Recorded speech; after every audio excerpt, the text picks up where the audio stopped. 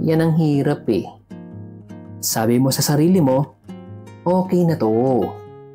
Sa wakas, complete na ang sasakyan ko. No more gastos, no more bibilhin kasi satisfied na ako dyan. Pero ayan ka na naman. Kapag tinitignan mo ang sasakyan mo, meron at meron kang makikitang kulang. Yung tipong gusto mong magdagdag ng accessories or di kaya may gusto ko pang gawin. Ang tawag dyan sa sakit na yan ay tinginsis gastosis.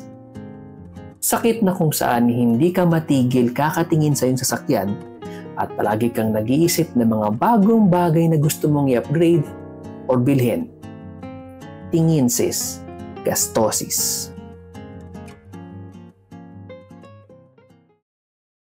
Yan talagang hirap pag tinititigan mo yung bagay na gusto mo or yung sasakyan mo no? Kahit kompleto na, meron at meron ka talaga may kitang gusto mong palitan or i-upgrade or pagkagasasan.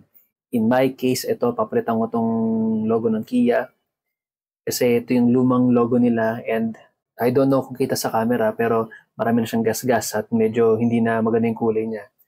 At ito yung ipapalit natin. Yun! Ito yung bagong logo ng Kia. Yung iba sinasabi mukha daw KN pero obvious naman na KIA yun eh. So Kia, itong ipapalit natin. So dito sa video na to, ipapakita ko kung paano natin tatanggalin yung lumang logo at papalitan natin ang bagong logo. Ang original ko talagang plan dito is tanggalin tong Kia logo na to, gawing flat itong likod na to, lagyan ng masilya, pinturahan, at lagyan ng bagong logo ng Kia na yung logo lang niya, wala yung oval na yan. Pero let's see muna habang hindi ko pa siya ginagawa.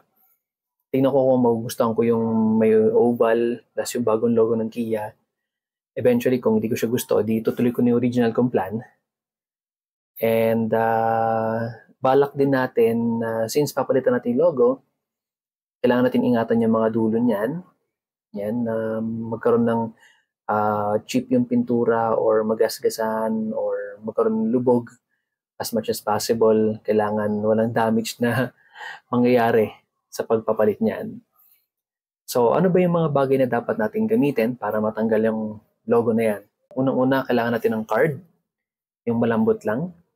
Next is gagamit ako or itatry ko, ang nylon string. Gagamit din ako ng masking tape.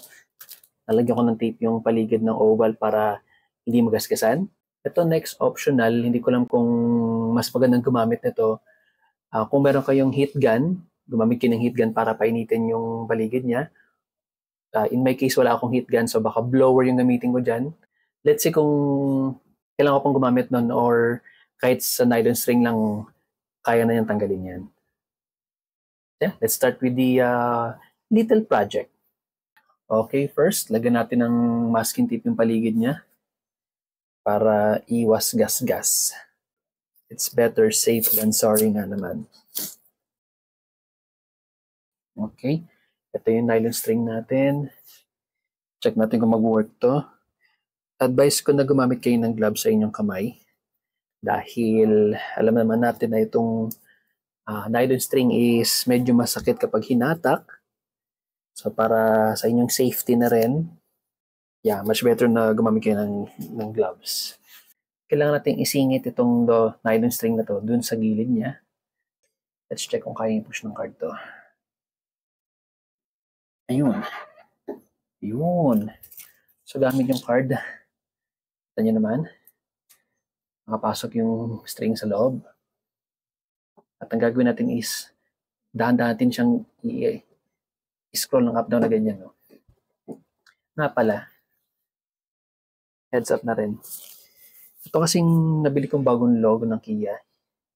Meron siyang tatlong parang, yung di ko lang kung tawag yung screw ba yan. Sa gilid yan. Siguro ito meron din to. So ibig sabihin kapag hinihila yung string, malamang matamaan natin yung, kung meron man matamaan natin yung tatlong parang screw na yan. So let's see kung may hirapan tayo ng bahagya dyan. Pero ito, gagawin natin dito sa ating nylon string is, baka na mabuti, line nyo lang up and down. hinihila ko siya papunta sa aking right side. So far hindi ko pa ginamitan ng heat gun. Try kong gumamit ng card dito sa baba. Tignan ko kung paano maitatanggal natin yung mga pandikit. Ayun, pwede. Insert nyo na ganyan yung card. Tapos, hilain nyo lang papunta sa right. Kahit paano makakatulong yan para matanggal yung adhesive. Yun. Parang natatanggal na natin. Okay na lang. Siguro somewhere dito. May pandikit pa dito konti. Tanggal na to eh. I can feel it. Yun. Okay. Ayun. There you go. At eto, natanggal na natin yung lumang logo ng Kia. Ito yung sinasabi ko, ayun, ito. Tsaka ito isang to. Yan yung nakatusok dito sa butas na yan na kailangan yung check kung balak nyo tanggalin or magpalit ng logo. Ito yung possible na tinatamaan ng string or ng card ninyo. So, ginawa ko is tinusok lang yung card paikot hanggang sa matanggal na ang logo na yan. Okay. So, since natanggal na natin yung dating logo, mainam na linisan na natin itong area na to para malagyan na natin yung ating bagong logo. Nalagyan natin ng wipe out para lumambot yung adhesive niya. Okay. So, ito yung gagamitin kong scraper. Ito yung aking Gundam part remover or separator. Let's see kung gagana siya. Tatanggalan natin yung medyo makakapal na adhesive dyan. Nalagyan ko ulit ng wipe out para sa ating second run. Makikita ninyo, hindi ko pa rin tinanggal yung masking tape na nilagay ko kanina sa paligid para syempre maprotektahan natin yung pintura in case na dumulas yung kamay natin. Hindi natin magagasgasan yung pintura. Ayan, kung makikita ninyo, almost tanggal na yung adhesive niya. Medyo greasy pa kasi yan since gumamit ako ng wipe out.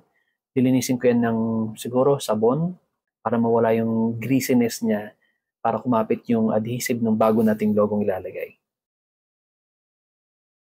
So, yun. So far, malinis na to. Squeaky clean na siya. And it's time na para ikabit yung ating brand new logo. Yun lang.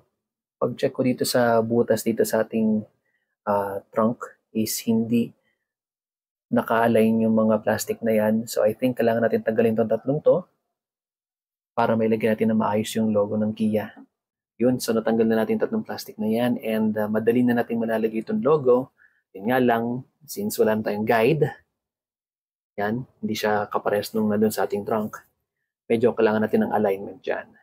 Sentro muna natin. Bago natin idiin.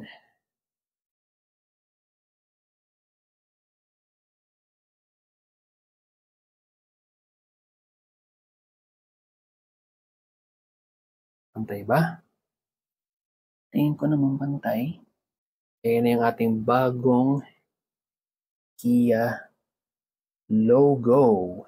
May plastic pa yan, kaya let's do the unpeeling ng ating bagong logo. Okay. Yeah, boy. Ayun na. And that's our new Kia logo. So yan, ang ating bagong Kia logo. Sa mga interested dyan, gusto rin bumili ng bagong logo, ilalagay ko sa description below yung link kung saan nyo ito pwedeng bilhin. And sana nakatulong tong video na to sa mga gusto rin mag-upgrade or mag-customize ng inyong mga sakyan. So yun lang naman. Again, this is Lian and as always, stay chill.